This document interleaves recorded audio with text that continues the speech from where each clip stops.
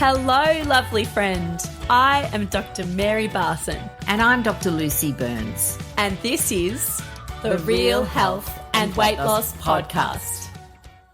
Good morning, gorgeous friend. How are you this morning on a beautiful, bright Tuesday morning? I am with, not Dr. Mary, but an amazing guest who I think you guys are going to love.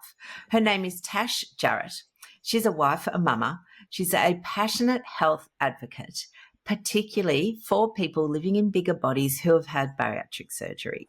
She is an absolute champion, so inspirational, and I know we usually kind of hate that term, but Tash just has some magic about her.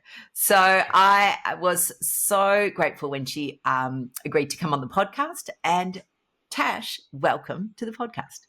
Thank you so much for having me, Dr. Lucy. I am so thrilled to be here. Yes, well, we are thrilled to have you. And I met Tash. I actually met her quite a few years ago, but we recently reconnected on a Healthy Habits Summit that we were both part of. And I heard her speak and I thought, we've got to get you on the podcast. So, Tash, can you tell us a little bit about your journey as a woman who was living in a bigger body? Absolutely. So thank you again for having me. And guys, thank you for listening. First off, I suppose I should say that I had my very first bariatric procedure or weight loss surgery procedure nearly 17 years ago now. I had a lap band. And at that time in my life, I had young children, and I'd been through all sorts of things in my health, all kinds of health challenges. I'd actually been in a car accident, and I had a really massive inguinal hernia, which had sort of popped up in my cesarean scar. So from the lap sash of the seatbelt at the accident. And anyway, because I was very newly I was a very new mama again at that particular time. He was only 7 weeks old when the accident happened. Oh gosh. I was carrying all of my bubby weight at that point, as we do. And my surgeon suggested that what he thought would be the best option for me would be to have a surgery that would help support quick weight loss so that the hernia could be repaired and that the repair would be successful. I probably should have had a little bit more thought around that at the time. But anyway, I just wanted to get back to my life. I wanted to get back to doing the mum things, and, little kids, they needed me. So I went down that route. Wasn't great for me. But a couple of years later, I had the lap band out and swore off all bariatric procedures for a long time. I did not want to know anything about it again. And over a period of 8 years, my weight steadily increased, and it started to really impact my life. And I decided eventually, after a lot of discussion, a lot of thought, that I would go down the route of having a gastric bypass. I'd watched my siblings both go through bariatric procedures. They had sleeve, and because of my weight, my BMI, which I also hate, but anyway, that's okay. Because of how heavy I was at that time, I believed, and because of the prior lap band, that I would be recommended to have a gastric bypass. And I did a lot of research about that, went and saw the surgeon, and the surgeon did recommend a gastric bypass. And I'm now 6.5, nearly 7 years post-op. And I've maintained that weight loss. So that's just sort of that's your into a very quick little nutshell. Yeah, absolutely. I think one of the things you started with the lap band surgery. There's certainly, evolution in medicine. So, 20, 30 years ago, 50 years ago, we used to do stomach stapling, it was called. And that was a massive procedure because we didn't have laparoscopic instruments. It was really pretty rudimentary, and, we've evolved now. The lap band, I think, in general, it doesn't seem to certainly have anywhere near the results that more definitive surgery has for the majority of people. But I guess for some people it's useful, but it seems that for most it's not that useful. Well, for me it wasn't. And with reasonably high complication rates. Yeah. So tell us then what was going on for you before you had your surgery? What were the drivers there? The drivers prior to my gastric bypass, I was in a place in my own life where I was actually working in my own business at that time, and I had so many physical limitations. I'd completed some study and I had so much to offer, and I was desperately wanting to be in a different field. Yep. And I had been for about 80 job interviews. Gosh. In each interview, I would think that it went so well. I would think that everything was okay. And they'd say, you know what, we loved you. And I started getting this feedback. We loved you. We really loved you. But, there was just someone that was just a little bit more qualified. And I kept getting this feedback over and over and over and over and over again. And eventually I started to wonder, I wonder if maybe my size is a reason that this is happening to me. And also my children were growing and I was wanting to be more active with them. I was shutting myself away a lot. They'd had some comments about how big their mum was and things like that. I didn't want to embarrass them. I also had polycystic ovarian syndrome, and I just noticed that my weight was just climbing and climbing and climbing. So they are sort of the things that were going on in the background. And also, do you know what though? Like, just to, it is appalling, I think, our society's judgment. I agree. Of people in larger bodies, and I think the underlying premise must be that, they're just, they're a bit lazy. Why would I want to employ a lazy person? Yep. Or, well, they can't even manage their own health. Why would I trust them to manage my business or something along those lines, which, I'm just going to say it, that's a little bit of bullshit.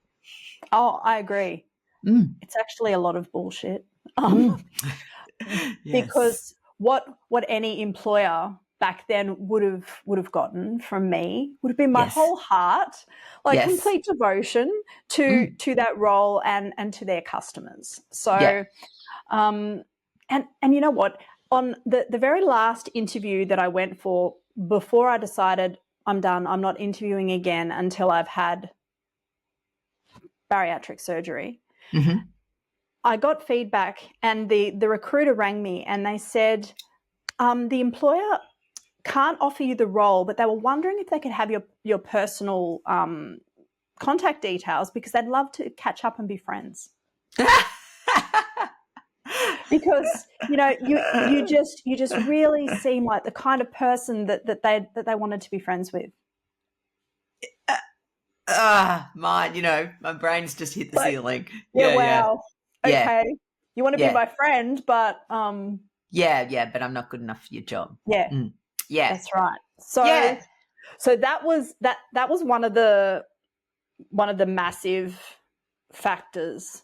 It was then that I realized then that unless I actually did something, I was probably going to keep having the same result. Yeah. And so that is really why I eventually decided, okay. Yeah. We're doing it. Yes. We're doing the thing. Yeah. Which, look, I think is a blight on society. But I also recognise that, it's all very well for, us to say, well, society shouldn't discriminate.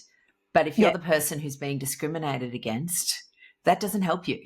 That's right. It doesn't help support my children Yeah. It doesn't help give them the kind of life that I wanted them to have. Yeah.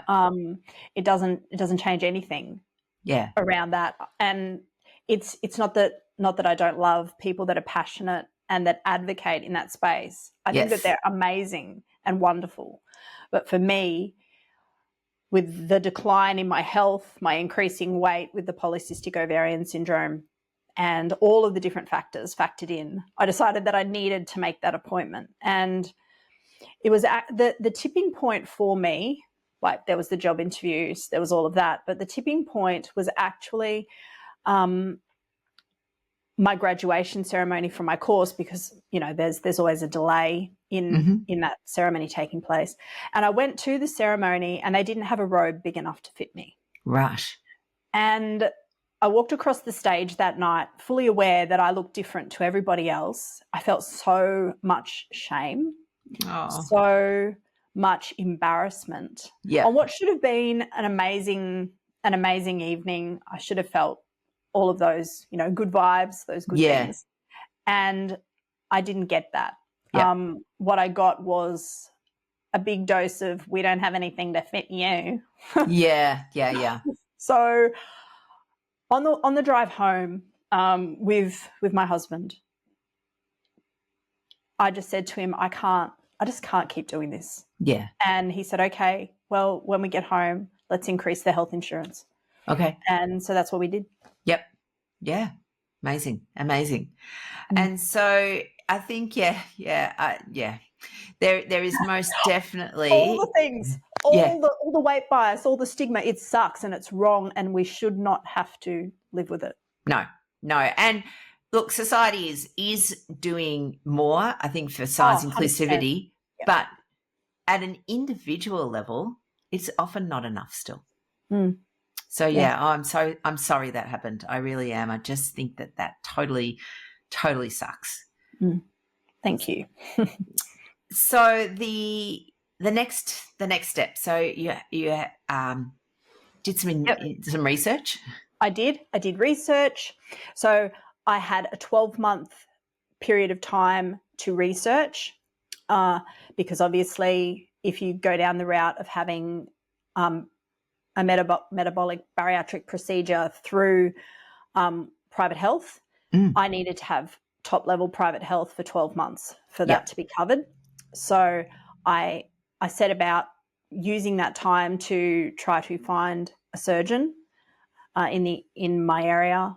I did that. I spoke with a lot of different people, and I jumped online, joined support groups, did all of that kind of stuff.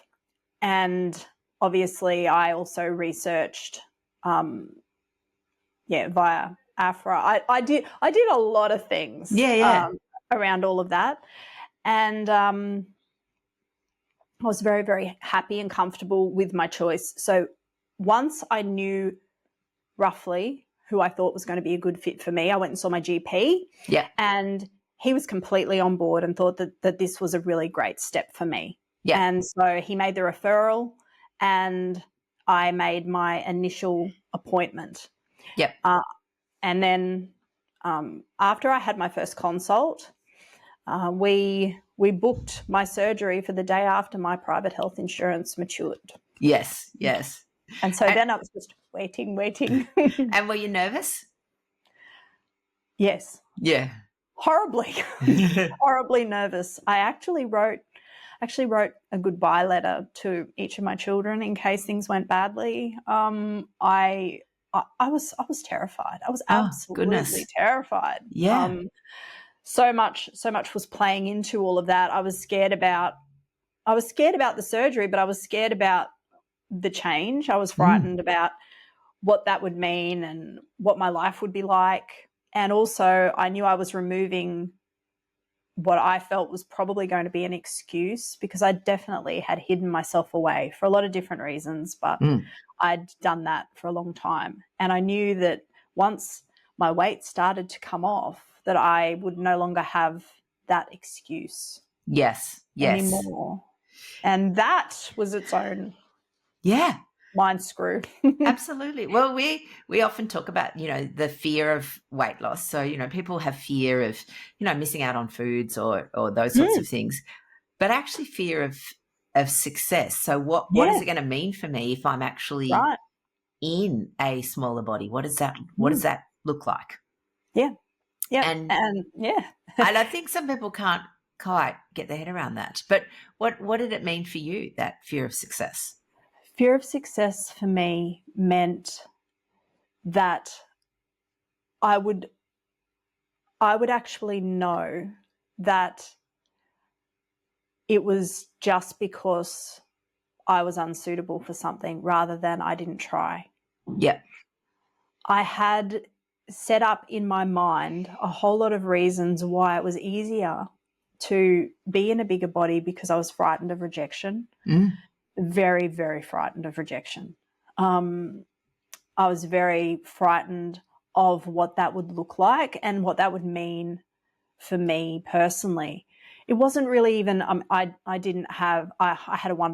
up in a wonderful family. I have very loving mum and dad, but I had some really deep-rooted self-esteem issues. Yeah.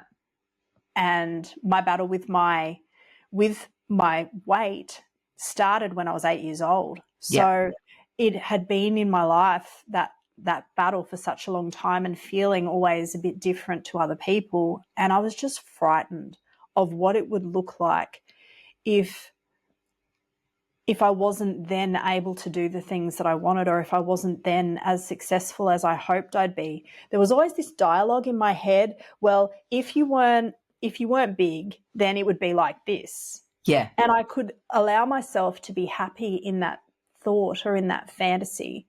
But when it came to actually, oh my God, here it is. Here's the new life. Yeah. How do you manage that? So Yes. And the interesting stat that you just said then was that it started when you were 8, and we we did the Low Carb Roadshow a couple of years ago now, and we had a beautiful endocrinologist talking to us there about PCOS, and that's when the weight gain starts for girls with PCOS, when they're 8, and you just think, what, 8? Like it's it's the peak of their childhood, where you should be just gallivanting around and skipping and doing all the things and not feeling different. And I did. I remember waking up and suddenly I developed, and it literally was an overnight, or over probably the course of a week. I suddenly had stretch marks. Suddenly all of these things had just happened in my body, and I did not know what was happening. Yeah. My mum was like, oh, well, don't worry about it, darling. That's how I was. And then Nan was the same. Oh, sweetheart, you're fine. That's how I was. So we have this obviously inherited condition, and we've just accepted that this is just how it is in our family. We don't have a name for it, but this is just how it is. Yeah.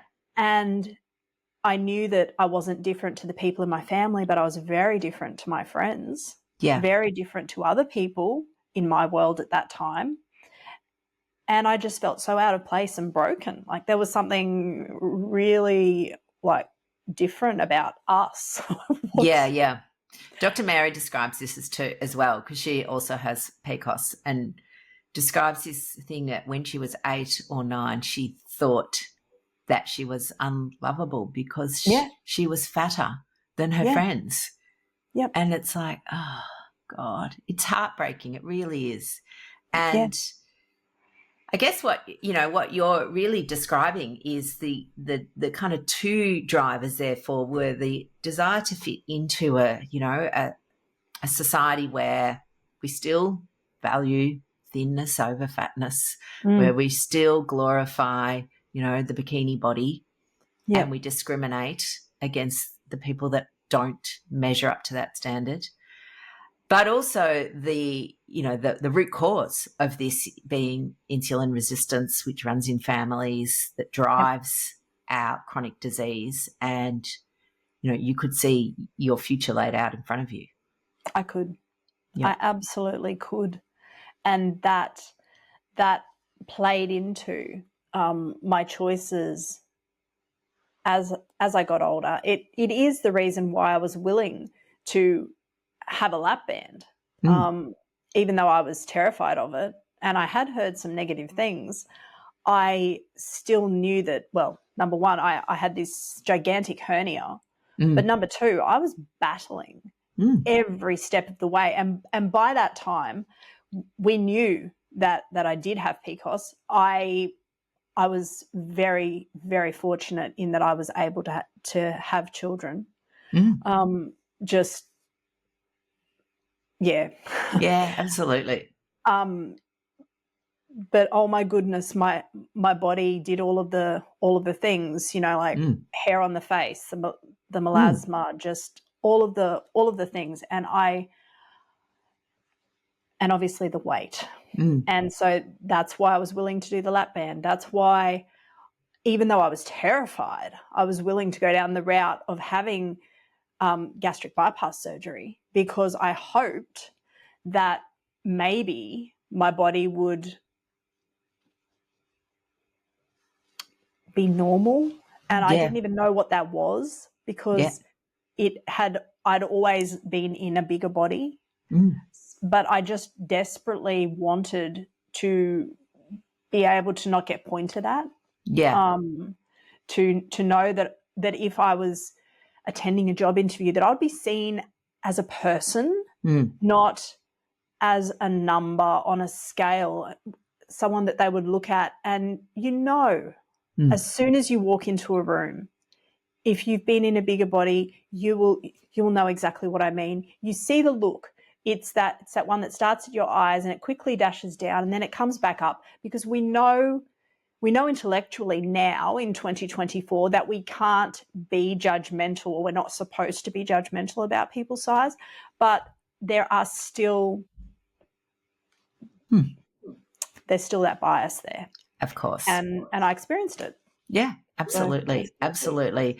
And I think it's really important to acknowledge that and to say that we know it's wrong, but the burden of bearing that responsibility or bearing that stigma shouldn't be on the individual. Exactly. I agree with you. So people will say, oh, no, we just need to. No, I mean, again, it's that individual, they're discriminated against, and, and it's not right. And, for a really long time, I did also struggle with the thought of having bariatric surgery, because I didn't want to just give in. Yes, I can understand that. Yes, I didn't want to just give in to all of the people that had judged me. It was so hard because I come from a family where being in a bigger body is something that is quite common. I didn't want anybody to think that I was in any way trying to distance myself from that. Yes, that you know what I mean? Totally. So, again, it was hard. It was such a hard choice on so many levels, and I think I waited until it, like, financially, it was affecting our lives. My health was being affected. My relationships were being affected. Every part of my life was being affected before I finally went, okay, let's do the surgical thing. Let's do this. Yeah. And I think, this is the tricky thing for the body positivity movement is fantastic, because it absolutely, we do not, as a society, we should not be judging. And it can be body positivity for anything, whether it's size, for me, disability. I have a, really, really obvious disability that, I get judged for all the time by people who don't know me. The body positivity movement is fantastic for that. But I do know that there are people who have been part of that movement who have then gone on to do things that do change the size of their body, and then they get judged for sort of abandoning the cause. And it's not about that at all. No, it's not. I mean, now when I wear a bikini, from the front, it's reasonable. From the back, I look like a Shar-Pei. And all my little wrinkles and crinkles and everything like that. And I'm totally fine with it, like completely fine with it. Yeah. Most days. Some days it still does affect, my thoughts about myself and like all the skin that I have. It doesn't matter what we choose, and this is something that I've found in life. It doesn't matter what we choose. We need to be choosing it for reasons that are empowering for us. Yes. Because other people are always going to have an opinion. Absolutely. Absolutely. And, they have an opinion based on, a quarter, a tenth of the facts. They don't know the whole story, and nobody can know the whole story except the person making the decision. That's right. So that is really the point that I came to. I went, okay, I know about me. I know about all of the different parts of me, everything that's being affected by this extra weight that I'm carrying. And I need to do something that is going to be able to be something that I can live with, something that is going to empower me to live the kind of life that I want to live.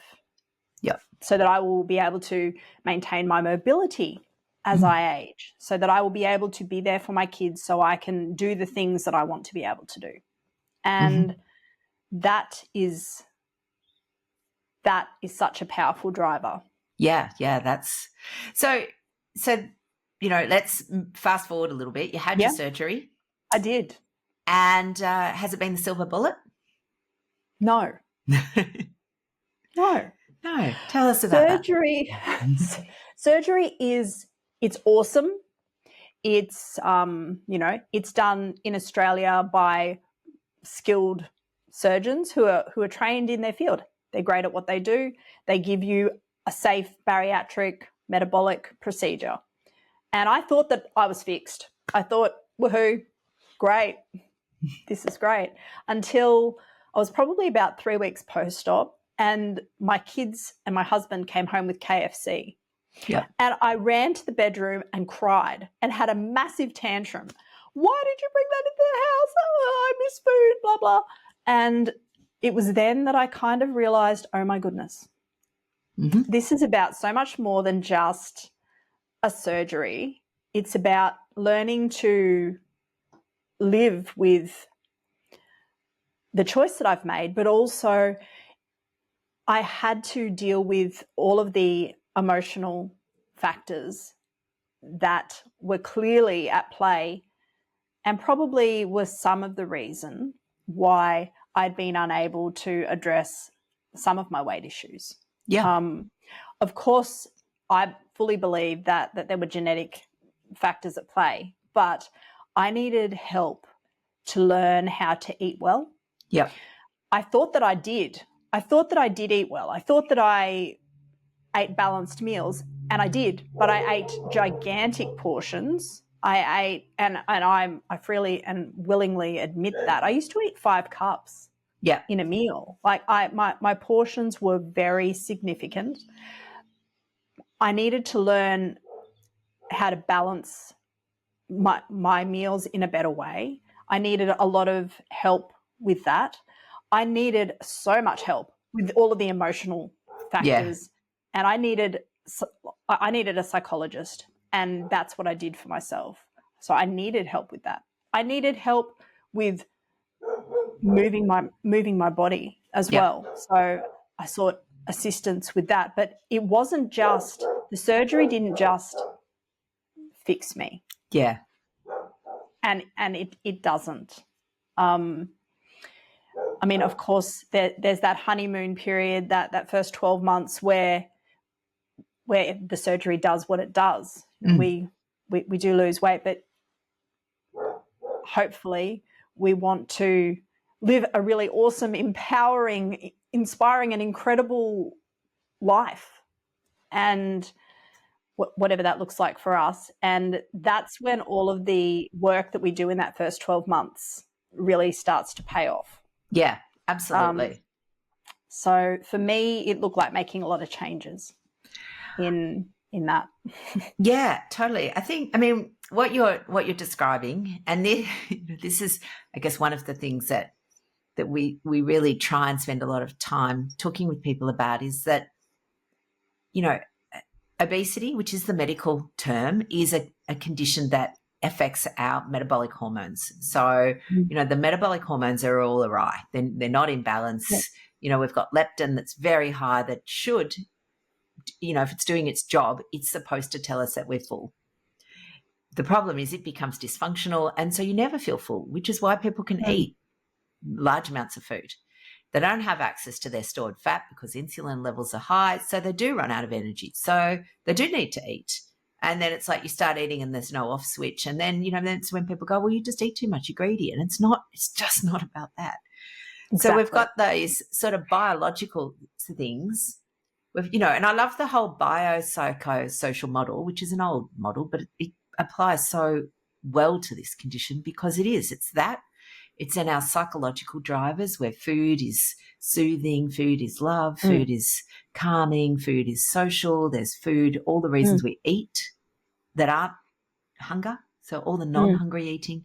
And then just the social, our societal way we have changed, the way we eat our food, the way we, society, the way we no longer really, lots of people don't have meals anymore. We eat in front of the telly, but also the type of food we now, what is food? All the processing, the ultra-processing of food, all of that. So there is multiple layers to managing. There is. Managing weight. And I think that when people perhaps rely just on one thing, it's when they're not necessarily optimizing their results. Yeah. I think for optimization purposes, what I know has been really helpful for me is to understand the reasons why I was eating as I was, and it was really in those first 6 weeks after my surgery when I realized, oh my goodness, my support system has been cruelly cut from me, and now I cannot fit in the food that I was having when I was happy, sad, depressed, stressed, all of the things, all of the times that I was eating when it wasn't for hunger or enjoyment. And that's not to say that we should only eat when we're hungry. I understand that